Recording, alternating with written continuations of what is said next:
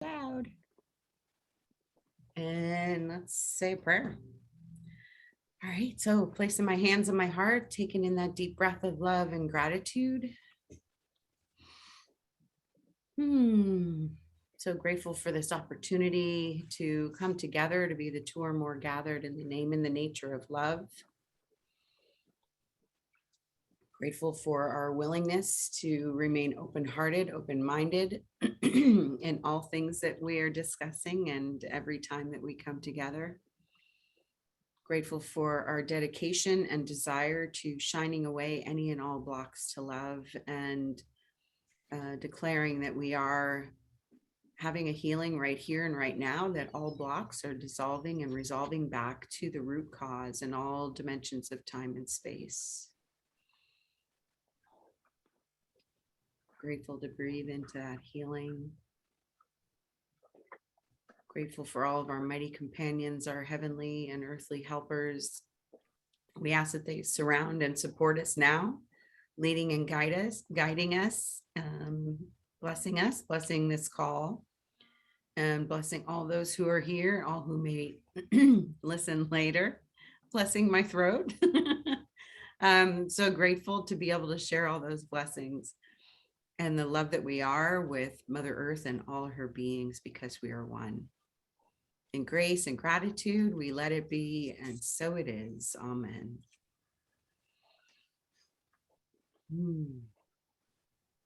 So we are, well, I dropped my pen. There it is. Chapter 29, section 1, the awakening, the closing of the gap. And I think I'm going to start us in paragraph 7.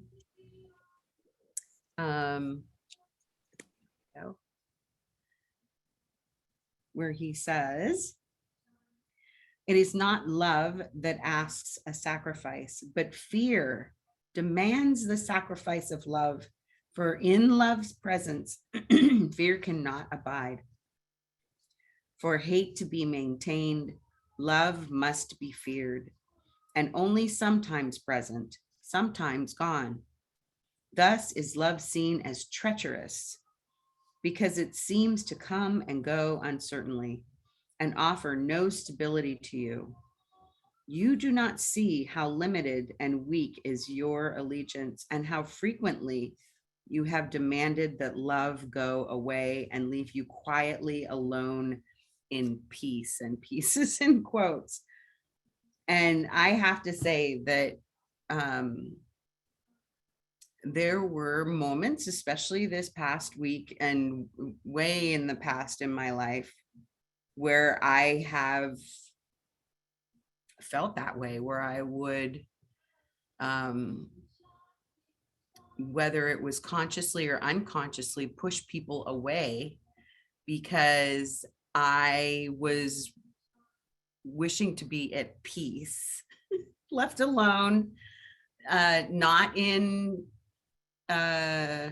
relationship or communication, to isolate, and thinking that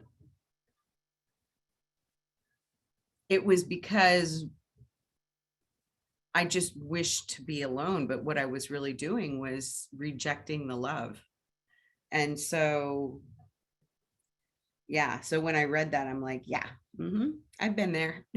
I've done that, wanting to be at peace when really there's no peace whatsoever, because my mind is going dirty, racking, fracking, like there's all kinds of thoughts and dialogue going on in my head about the people, the experiences, all the judgments coming up. So yeah, that's a paragraph that really spoke to me this week.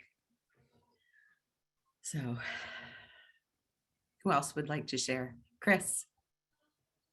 And then Carla. My thought immediately went to, and again, I don't know if I should say this, but when I'm with my husband for years, he would say, "How would you like me to please you?" And I couldn't say it. I absolutely could not say those words. And Oh, just thinking about growing up, like in, high school, such a tenuous time, and just always being in fear of, oh, I better not say that because they might think ill of me. So I do question myself on, do I like to just be by myself, or is that my way of, just containing uh, who I am? So those were just the thoughts that I had. Thanks. Yeah, I love that it brought up those questions for you, Chris. Thank you for sharing that. Yeah. Go ahead, Carla. Okay. I would like to uh, read the first line in the first paragraph.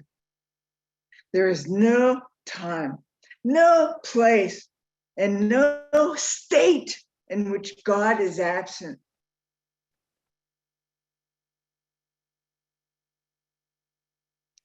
I realized when I read that, and I still feel the something trying to hook my attention, that I did something wrong, or I'm bad, or which is the ego voice, and or how I'm making all these errors. But this is what I've learned from Jennifer. And I don't know if I'm saying her exact words, but I'll do my best. That there are no errors. There's only opportunities for learning. So all these opportunities where I chose something other than love, I was rejecting God, because there is no time, no place, no state where God is absent. So the next line is, there's nothing to be feared. So if there's only love and fear, then when if it's not love, then it's all in the fear genre: fear, upset, anger, judgment, blame. And I'm so happy that I can see that, and I can still feel the tears come to my eyes, but it's just the ego in the body trying to hook my attention and blame myself for something I did not do. Because this is illusion. It's just an opportunity to learn. So that's what I'm willing to do. I'm willing to love myself by being open to the realization of what I've been choosing, without blaming myself.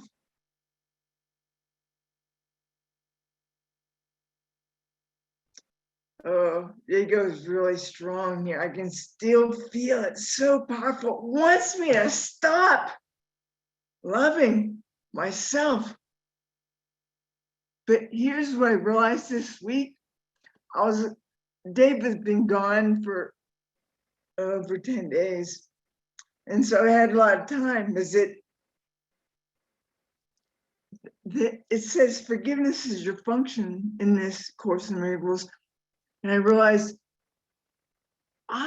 what came to me is to forgive the ego, which is my human self. Forgive. It didn't know. It's innocent too, because it's connected to all the minds that think that the upset, the grievance, the judgment, the unloving choice is true. And so we trained the ego, we taught it. So it is innocent and it deserves forgiveness, because I deserve it. And so we're one. So how can I deserve it and it not deserve it? I can't choose that.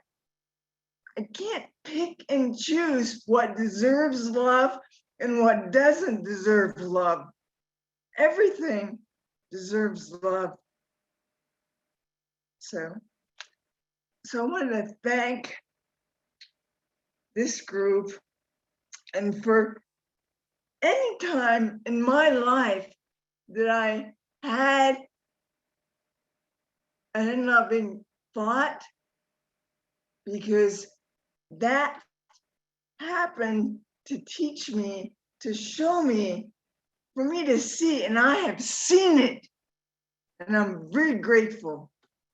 Thank you. Thank you, Carla. We're grateful too.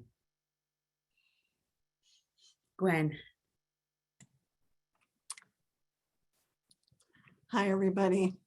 So I'm really relating to what Carla is saying, and I'm trying not to cry because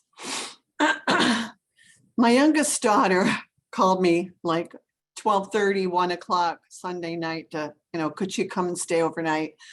Her boyfriend kicked her out of the house with my 8-year-old grandson, and she comes over. So we're having a talk at 1 a.m. Sunday night, Monday morning. And, this guy has been abusive. He's been on drugs. He's had a couple DUIs. Now he hasn't done all that just lately, but, and I'm so being challenged, to be in a space of love, because she's got to make a decision about this relationship. But that isn't the most difficult part, which she told me she's pregnant and she was thinking of abortion.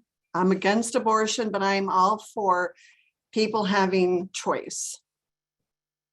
But I've thought, my God, she's just created the same situation she had when she had Owen, who is now 8. In a relationship with someone that she's not really in love with, though he was a really decent guy. Kind of sorry that didn't work out in one way, but again, that's not my experience. It's not my life. And I have to be in a place of love, not judge her. And here she is again. This guy is abusive. Why? She's a smart girl. She's so intelligent. She has so much going for her. And now she's created the second situation with somebody that's more problematic in her life. Obviously, we have lessons to learn. We choose our experiences.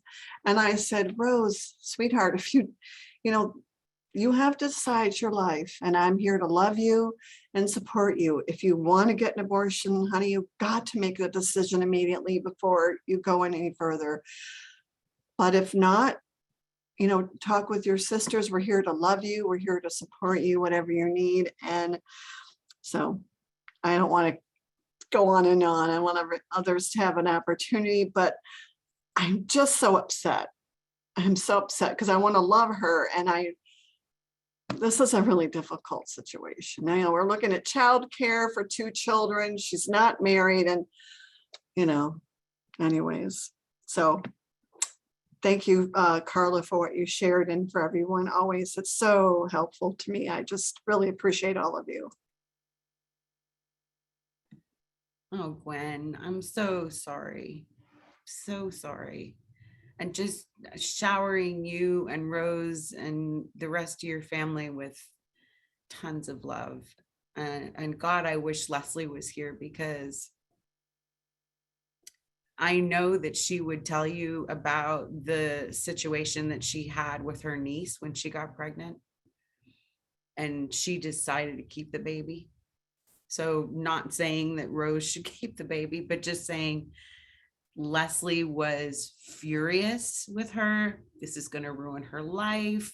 Like, she had a million stories going on in her head. And that child has brought so much joy to their family. So I know whatever decision Rose makes, it's going to be perfect. Thanks, Linda, if I could just respond back. And it was Yeah. interesting because she said she never wanted to get married and have children. This was 8 years ago when she was pregnant with Owen. And he has been such a delight to our family. And I was there in the room when she had him. And it was amazing. I'll never forget him looking into my eyes as just freshly born, like God was there at that moment. So I'm all for, if she wants to have the baby, I just wish I could quit my job and take care of my grandchildren, but that isn't an option. But thank you. Yeah.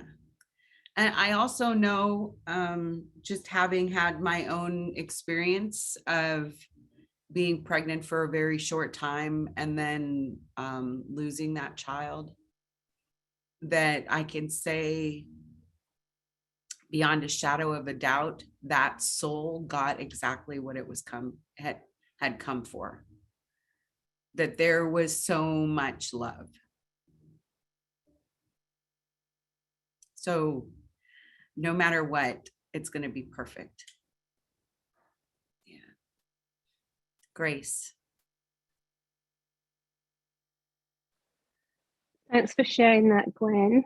I know it's a difficult situation, but I just wanted to acknowledge you for the way you spoke to your daughter and how you loved her, however hard that was for you. And I always, when my kids come to these problems, I always say I'm here to help. I never thought to say I'm here to love. And that's beautiful. That's so much, that's better. That's what I'm going to say in future.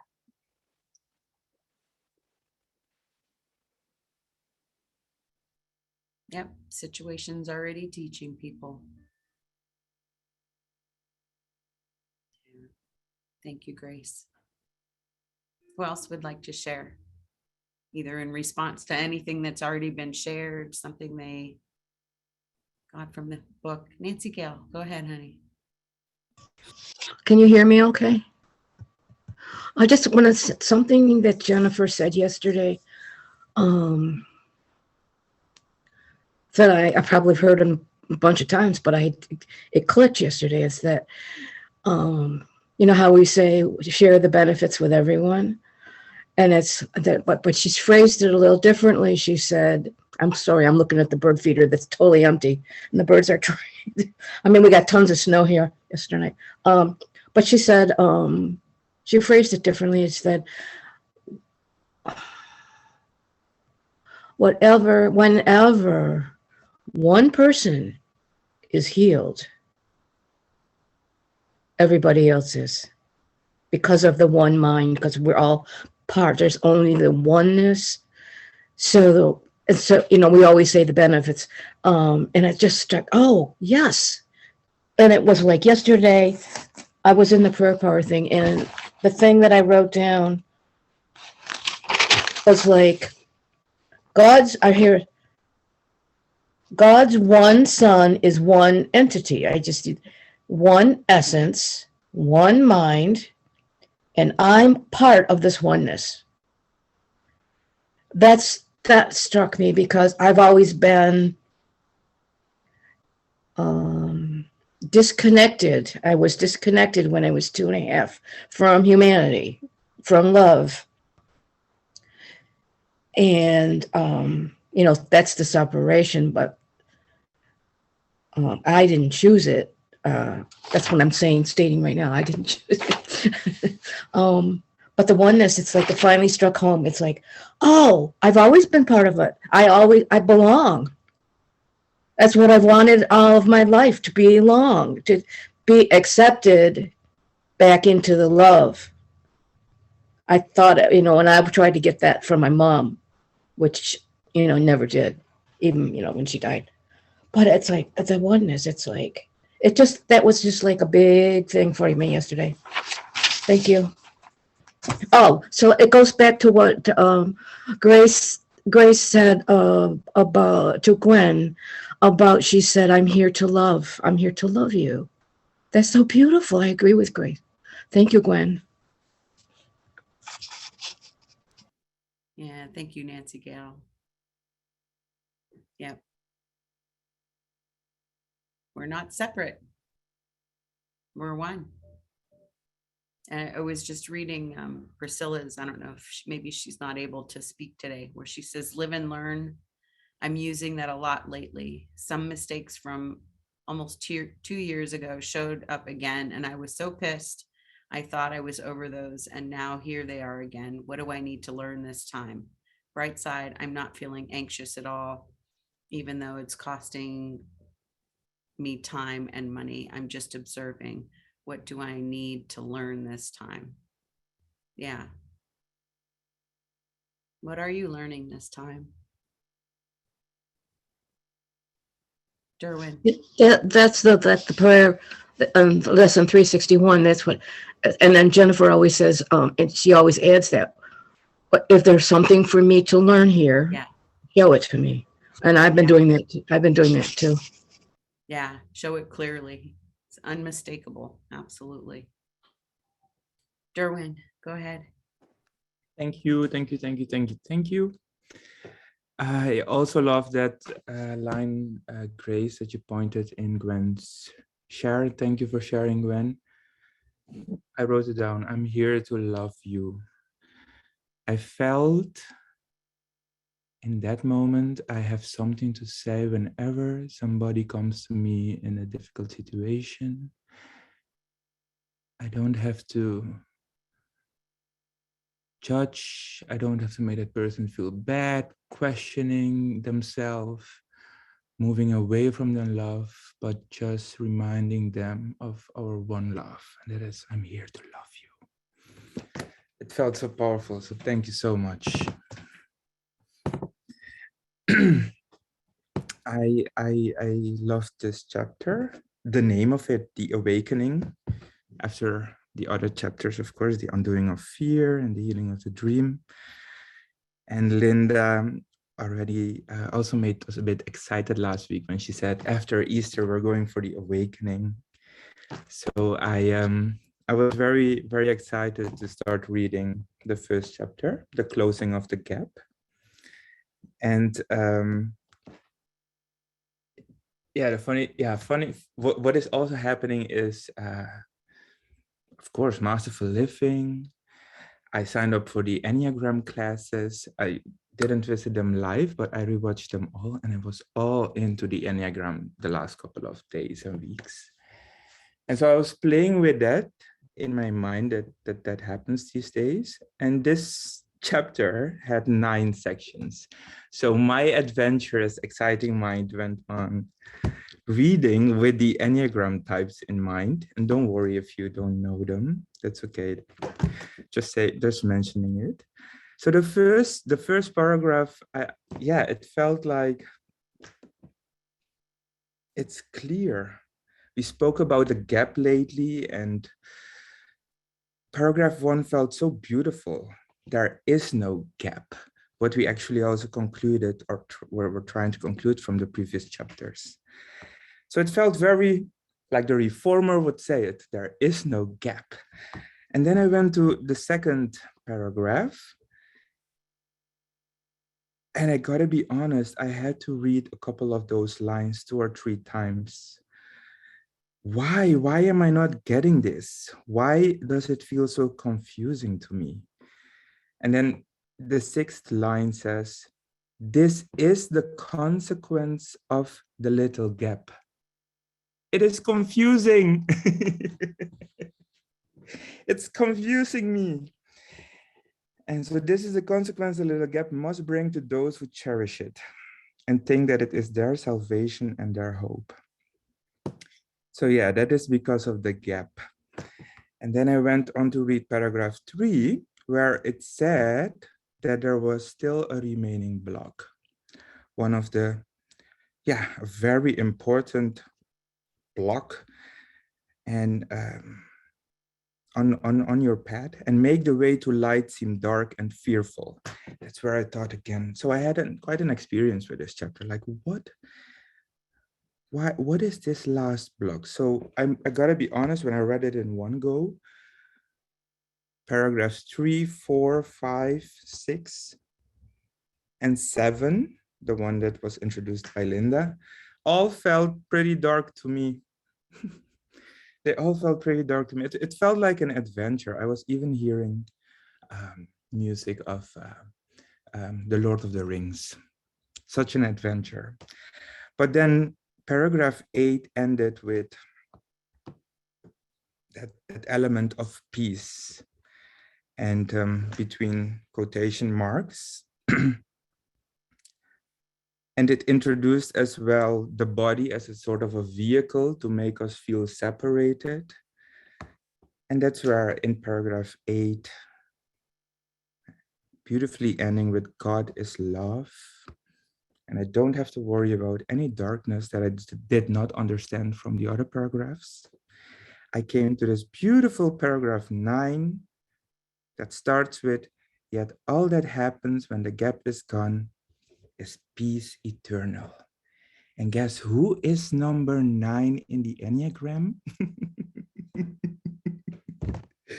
So yeah, I enjoyed this experience, and thank you for showing up with each other here and doing this together. Have a nice day, everybody. Thank you, Derwin. I love that you connected it to the Enneagrams because there were 9 paragraphs. That's really cool. Love that. And the drama of the, I can hear the Lord of the Rings music in the back of my head now. So that's really cool. Thank you. Carol, did you raise your hand, honey? I did. I right. just, hi, everybody. I'm happy to be here. And, you know, everybody was sharing so beautifully. And it reminded me that I used to think we're here, you know, in this time and space to make our way home, okay, eventually to go home. But I realize now that we are home. In other words, our group here, because we are of one mind and one focus, and that is loving ourselves, one another, everyone. And when we're together, we are home. In other words, this is the kingdom. We are home simply because the love is so multiplied and so singularly focused in each of our minds that there's no gap. There is no gap in this place at this moment together with us. Our hearts and our minds are focused similarly, identically, in oneness. I feel it very, very strongly. That's part of why I come. I could read the course by myself. I've done it enough that I understand it, but it's the community, it's the togetherness, it's the singular focus of each one of us desiring to grow in love and to be the love and the light. When we're together, it is so present and so strong. We have nowhere to go. We've arrived. We are home. So if any of us think we have so much work to do to arrive and get there, and that it's this destination, no, we're here simply because in these moments together, we are the love. We are the light. We are as God created us all at one time, in one place, in it with one mind. How could we be anything else? So we don't have to do anything or be anything different or work hard in any way at all. We just need to be who we really are, and together here in this place, it's the easiest to be that together. I just want to remind us of that. We don't have to do and search and work and toil and study. And I mean, those are good things to do, but that does not bring us home. Our hearts bring us home. Our focus of love brings us home. And when we're together, it's so easy to be home together. And we can breathe and relax and just enjoy. this time. I can't tell you how, when I had my knee surgery, how the presence of your energy, your prayers, your thoughts held me so much. I mean, I wasn't with you. I couldn't be with you physically, but we were there together. I felt every single bit of energy and vibration and love because I knew you meant it all. And so I felt it. It carried me for the first, I don't know, few weeks of my recovery. And I'm doing so well. And it's, you all share that. You are all a part of that and responsible for my health and my well-being at this present moment. And I just want us to understand that there's no disconnect. There's no gap, because our focus, our intention, our hearts and minds are so aligned. There can't be anything else. So I hope that in your day and in the days in this next week, when you have moments, and there'll only be moments, thoughts, feelings, attitudes, whatever it is, does not define us. We are, as God created us, together. Always. Let that other stuff go. It's only stuff. It's not us. And so I just want to let you know that it is just a privilege to be here with you every week and share this energy and this love and all that we share, however it comes out, whatever it looks like and feels like. It's the love of God, and we are home together. We don't have to go anywhere else. So I just felt very led to share that because it is true. And I love you all so much for helping me and for caring, loving me. I love you all. And I'm doing great. I'm 2 months in and I'm walking about a quarter mile a day. And I'm doing wonderful. And I'll be at the beach this summer, thanks to your prayers. I love you. Thank you. Oh, thank you, Carol. So And my beautiful. husband's with us. He's right behind Yeah, the screen. He doesn't want to show his face yet, but that's okay. he's on with us. And he's done such an amazing 180. He's a part of the group. And so, Yeah. his name is Charles. And and you guys brought him back to me, and you're a part of that too. So thank you. It's all good. Thank you. Yeah. Thank you, Carol. And thank you, Charles. Thank you, Charles. Welcome. Yeah, thank you for taking such good care of our friend. Yeah. That's so beautiful, Carol. I know. Happy man here. Hi, Charles. Yeah. And Rand is here. Yep. Charles and Derwin and Rand. There's 3 guys now. That's right. Can I say one more thing? Sure. Oh, well, when you were talking, Carol, it's like what I said before earlier is what Jennifer also said, about the oneness. She said when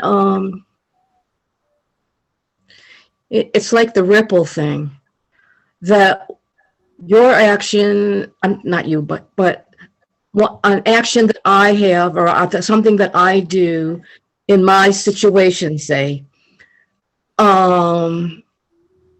like, remember that also ripples out, and you don't know how many other people that love touches, or that idea touches, or that thought, or that action.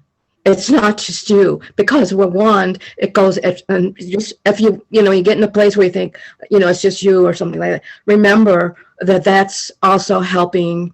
It's the blessings go out to everybody, the benefits. But she's just said it so differently yesterday. It was like, yes, I got it. Yeah. It's so comforting to know. It's so encouraging to say, okay, I'm here by myself, I think. But remember, whatever you do in a positive, whatever, I'm just going to stick with the positive. It helps all these other people. It goes out, and you don't know how far that goes out. I thank you. Exactly. Yeah. Thank you, Nancy Gale. I know I have a reminder that pops up in my phone once a day that says, thank you for reminding me of what I am healing for the well-being of all. And it's just, it really helps me when things feel challenging or heavy or sticky, or, I'm starting to get, just feel tired, tired of doing this work. And then I was reminded, I'm also doing Lisa Natoli's Healing Cure. For the first time. I signed up for it a couple of years ago, but then I was unable to do it. And one of the things that she was talking about in our teachings last week was that she says, many of us who are on a spiritual path want to help others, want to give advice, want to end suffering, want to uplift, want to be a healer, a comfort, want to inspire, want to cheer people up, want to bring light, want to give encouragement.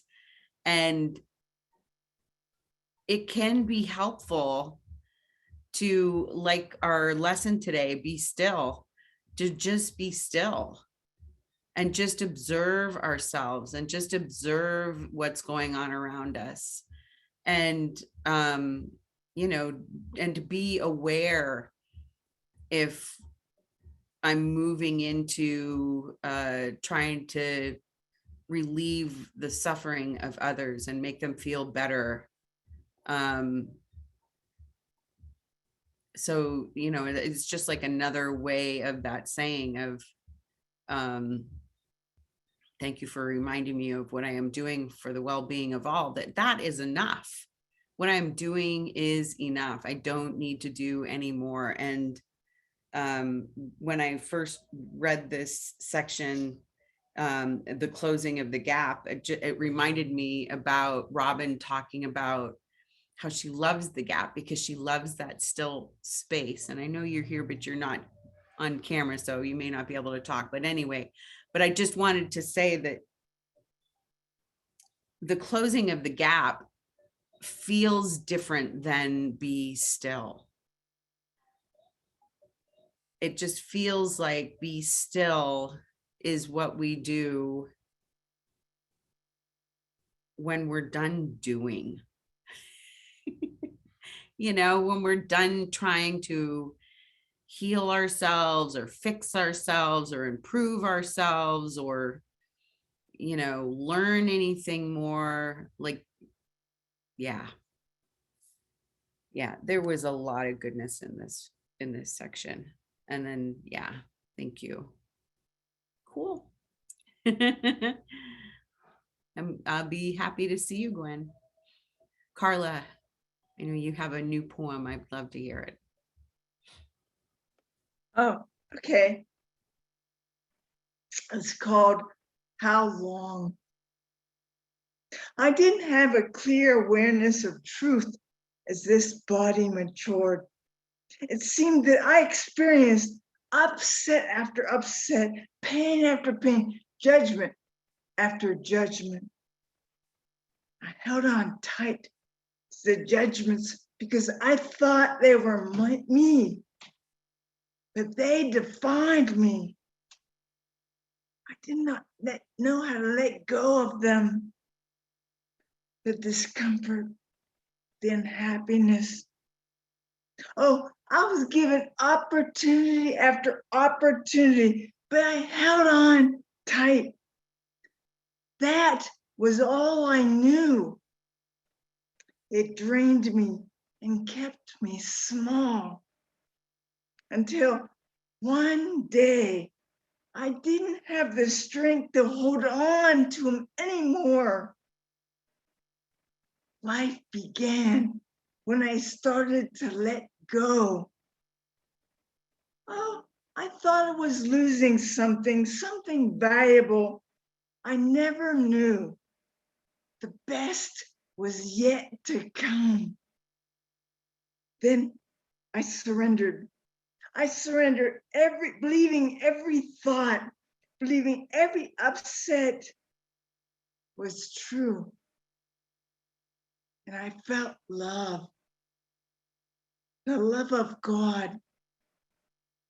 And I just started to realize heaven is a state of mind.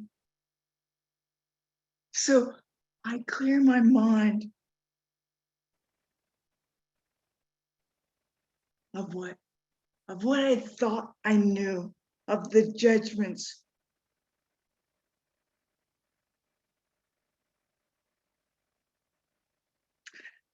And I realized love is all that's real. And I felt really God's voice, God's essence vibrate through me. How long do you want to live truth? How long do you want to be love? Is forever enough? Because that is how you were created, how you are always. As you wander this illusory world in search of love out there, close your eyes, empty the mind, and realize self. Feel the love expand from within you, and you will know how long you have been and will be loved forever. That is how long you will be loved forever. So live from self, from the love that you are.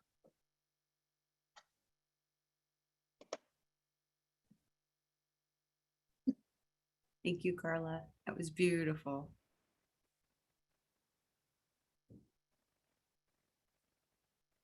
Yep, teach only love, because that is what we are.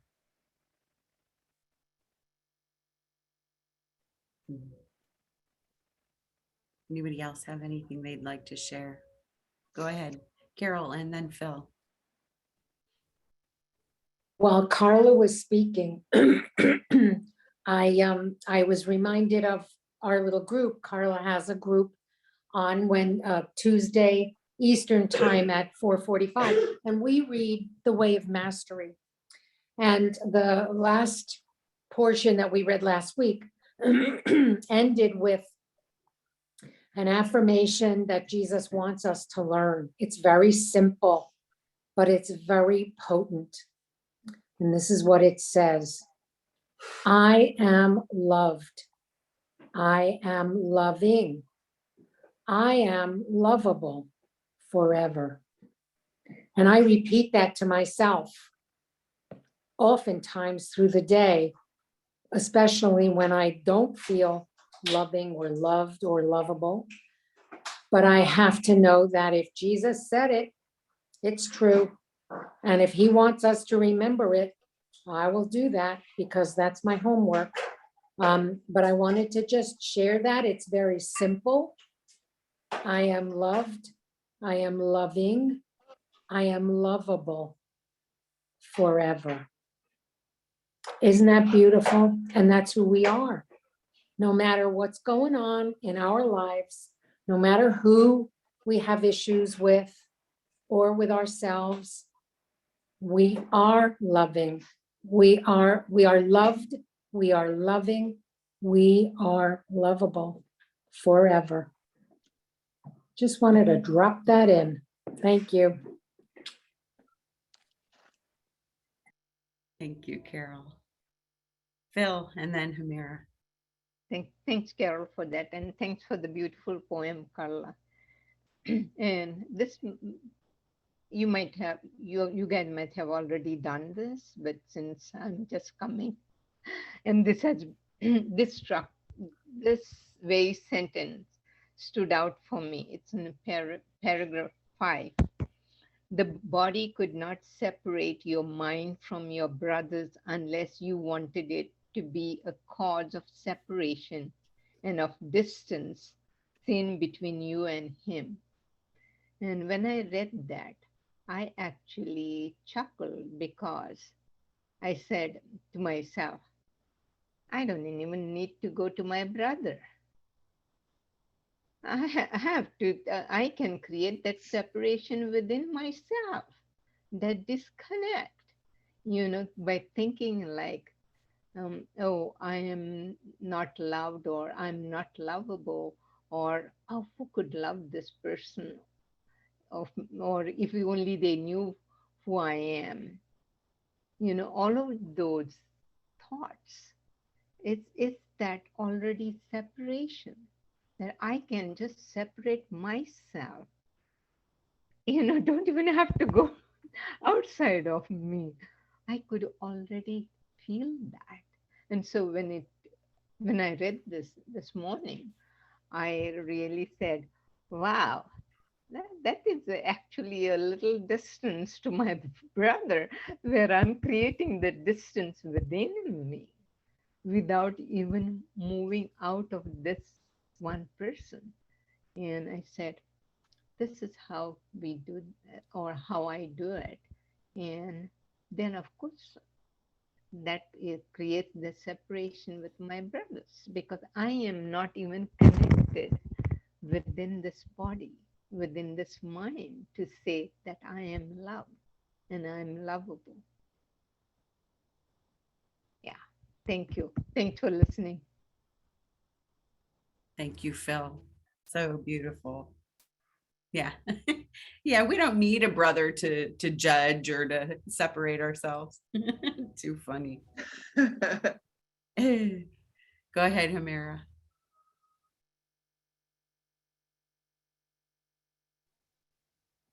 Thank you so much, everybody, for your shares. Yeah, I guess I just need some advice as to, I read this sections a couple of times. It is beautiful. And I thought about how, yeah, I give the body so much meaning, and how, there have been times in my life that I can look back and say, I truly have been afraid of love, and connect for a moment and retrieve and all of that. So it's not that I didn't identify with it, but I'm really practicing with, Jennifer's class, your class, and all of this, like to be love in the world, to be an expression of that. And so my question is, why do I still get so triggered so quickly? So I was in a state of peace. I was spending the night at my mother's. I took a shower, I was getting ready to go back to come to work.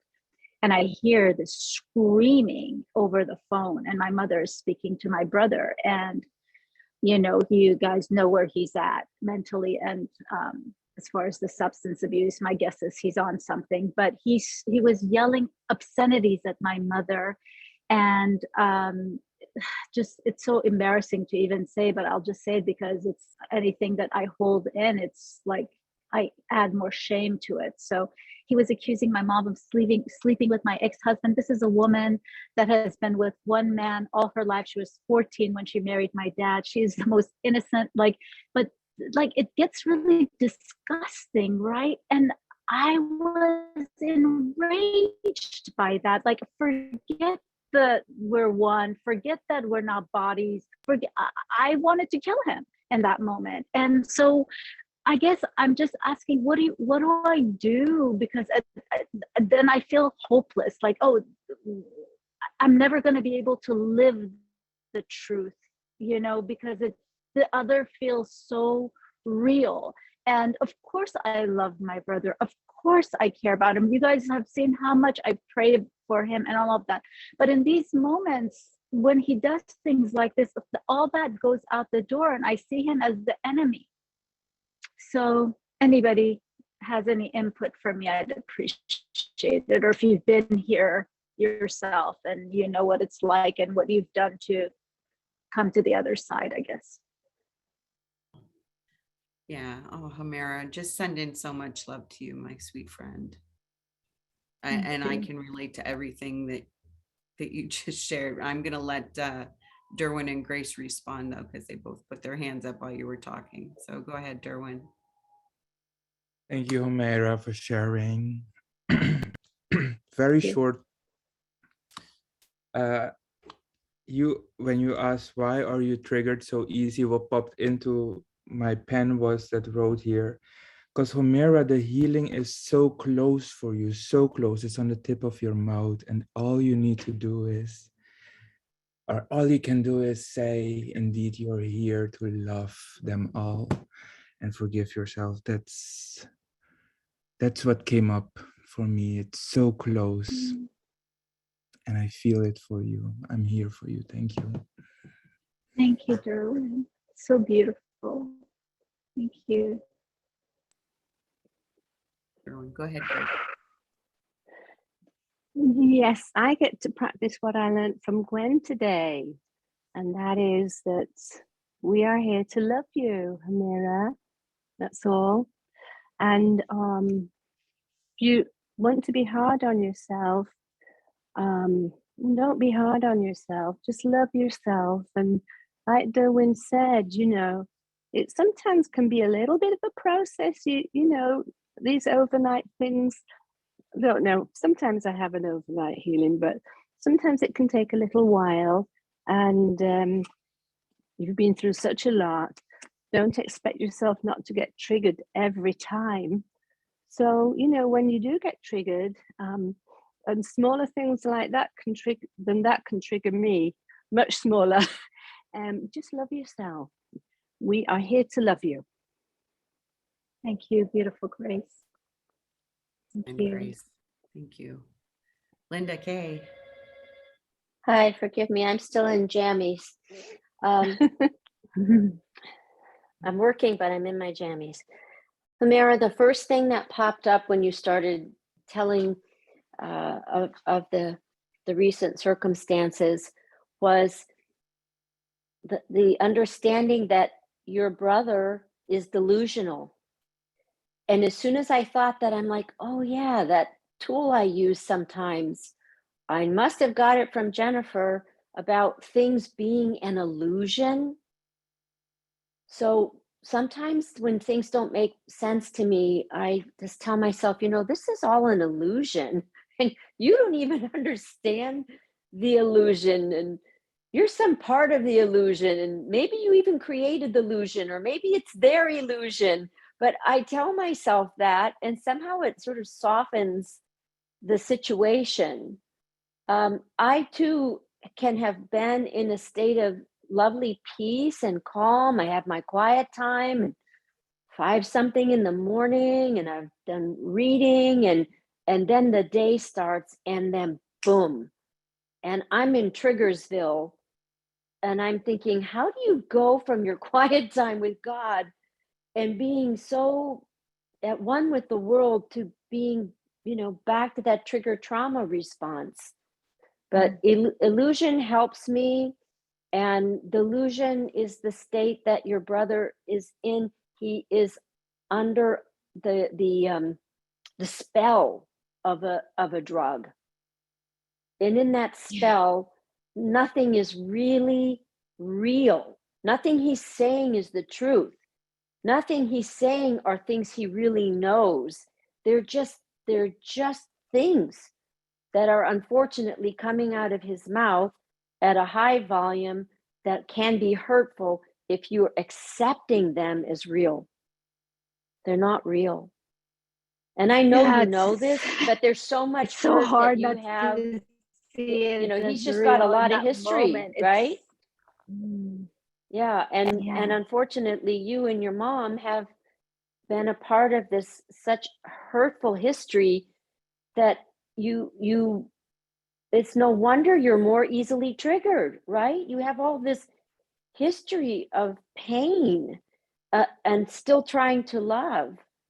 And I don't know what the magic is apart from Jennifer suggesting that divine experiment, but I know I did it on Hamira, him. I actually, Linda, did the divine experiment with Priscilla specifically on this situation. And it did shift for me at the time and the way I was seeing it, but I feel like I'm right back there again. And I understand we don't do the divine experiment and outline how we think it should look, or like he should get sober now. It was my own reaction and response to them. And I definitely did the divine experiment on him, but I feel like I'm right back there again with Yeah.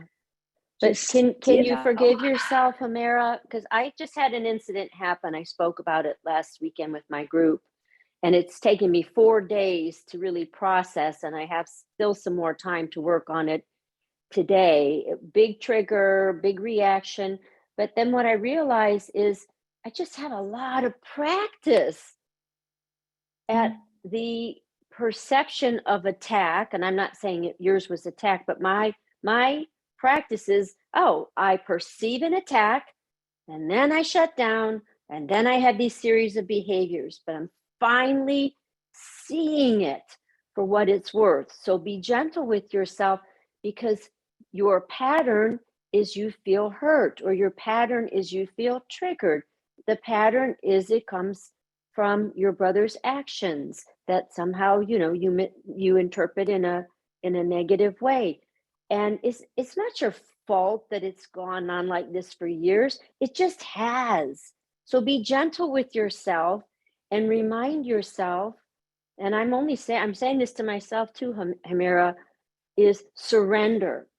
So I was sharing my experiment with Betty, and Betty just said, like she just sort of ripped it apart and sort of re-explained the divine experiment, because she said, I keep like dipping so much into the past that I'm kind of missing the point of it. And I realized if I'm having a little trouble with the trust part, if I go to surrender part, I seem to do better.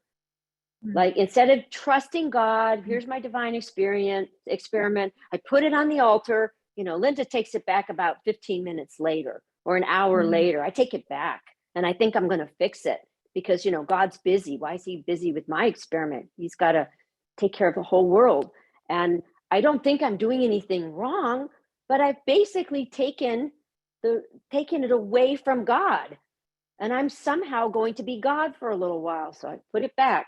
But when I think about it, so that's kind of a trust thing. Like I need to work on trusting God's going to handle it. But if I just surrender that God will handle it, because I don't know what I'm doing. I don't know why I'm triggered. I don't know why I perceive people as attacking me. I don't, or why I'm doing this and that. If I surrender it, for some reason, I make more progress. I don't know if that helps or helps anybody Thank you else so in the much. room. Yeah. I think you're That's amazing. I lovely. learned so much, Hamera, from you. I'm normally quiet on the Linda Soto ACIM calls, but I'm here listening, and I'm definitely learning by all of these shares.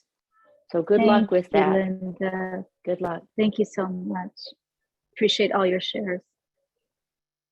Yeah, thank you, everybody. Thank you, Hamera, for giving us the opportunity to look at the way that we are on that precipice, like Derwin said, of having the giant healing. We're on that precipice. We're just ready to dive into the waters of bliss. And then that boulder falls on our heads, reminding us of the illusion again. And yeah. And we can feel like we're right back where we started, but we're not right back where we started. We're way further, and we're just,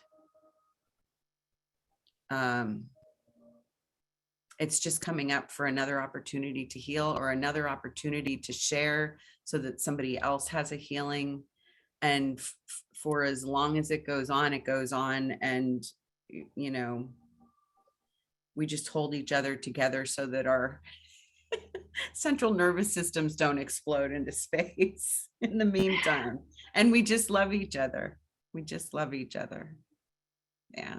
Thank you. Linda, may Yes. I say one other thing to Hamera? Hamera, Sure. you don't know this, but I think of you like you're my big sister. Oh. You have such a loving nature about you. And I always think, oh yeah, there's Hamera. She's like my big sister, and she's going to give me some wisdom today through her own journey. I always think of you like that.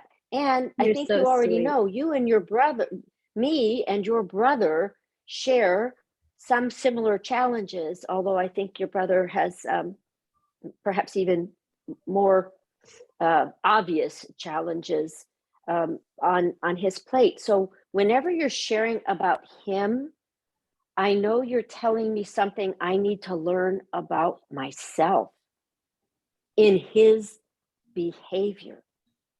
So him Thank you. saying these things to your mother that were not appropriate, that were false, is Linda yelling at her husband, not the normal, honey, you upset me kind of things, but I'm raging on the poor guy. And I say all kinds of horrific things. I am your brother at that time. And my husband is your mom thinking, what is he saying? This doesn't make any sense. And so when you share these things, Humira, it really allows me an opportunity to realize what I'm actually doing to my husband that I can't see at all. I only see them through your lens. I cannot see them through mine. So this is we are one. Yeah. We're all There's one. the ripple So effect. yes, it's huge. Thank you. Yeah, Thank thank you. you all. Yeah, so yeah, we're past time, but I'm gonna quickly read our lesson insights from 109 because I Rest in God is one of my faves. Next week we will be in section 2, the coming of the guest. And all I can think of is guess who's coming to dinner. I don't know who it is, and I can't wait to find out. All right, so I rest in God. Pathways of Light Insights.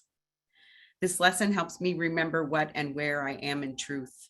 Telling myself consistently, I rest in God, helps me step back just enough to look at life's seeming occurrences a different way. I am so grateful for the peace and stillness of God. I'm so grateful to let my mind be still a while. It is so nurturing and filled with peace. I especially like paragraphs 8 and 9, where Jesus talks about calling all our brothers to rest with us. Open the temple doors and let them come from far across the world, as near as well. Your distant brothers and your closest friends, bid them all enter here and rest with you. In this world, resting seems very unproductive. Jesus shows me here how truly helpful my willingness to join with all my brothers in rest is to both myself and the whole sonship. He tells me we give to those unborn and those passed by, to every thought of God and to the mind in which these thoughts were born and where they rest. And we remind them of their resting place each time we tell ourselves, I rest in God. This helps me see how important my hourly remembrances are. I think of the thousands and thousands of people doing this lesson today and calling to their brothers to rest with them. What a powerful force our united practice is in this time of world turmoil. I am so grateful for this daily practice, both for myself and all my brothers in the world who are dreaming this dream of separation. We are ready to remember that we all rest in God. That is the truth now and forever, no matter what stories we are dreaming about. The statement, I rest in God, is the acknowledgement of the truth of my reality, your reality, and everyone's reality. The truth is, we all are still as God created us. We are still the thought of love in the mind of love. We have not made our clashing dreams reality. We truly do rest in God right now, no matter what dreams we may be dreaming. Accepting the truth that I rest in God all through the day helps the truth return to my awareness. It helps me awaken to the fact that I never left heaven. Accepting the fact that I rest in God right now helps me change my mind about what I think is true. It helps me detach from the dreams I have been thinking are real. What a blessing Jesus tells me this thought has power to wake the sleeping truth in you, whose vision sees beyond appearances to the same truth in everyone and everything there is. Jesus is letting me know that this is a very powerful thought. It surely is worth my hourly remembrance. In fact, I don't know what is more important than this. While I was doing this morning's lesson, several people came to my mind, and I mentally invited them to join me. Then a situation came to my mind, and I found my sense of peace dissolving as I focused on it. So I said, this can rest in God too. And I returned to peace.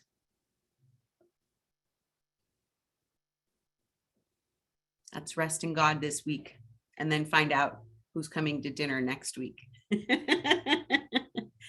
I love you all so very much. Have a good week. Love you all. Thank Same you. here. Thank you. Thank you. You're Take welcome. care. Love you. Bye for now.